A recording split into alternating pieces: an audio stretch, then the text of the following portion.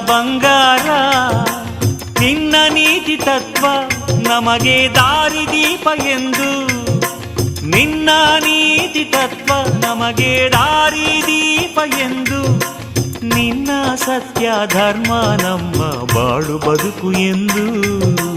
ಗುಡ್ಡ ಬೆಟ್ಟವೆಲ್ಲ ತಿರುಗಿ ಒಡ್ಡ ಗುಡ್ಡರೊಡನೆ ಬೆರೆತು ದುಷ್ಟರನ್ನು ಬಗ್ಗು ಬಡಿದ ದುಂಡು ಮಾದೇವು, ದುಷ್ಟರನ್ನು ಬಗ್ಗು ಬಡಿದ ದುಂಡು ಮಾದೇವು.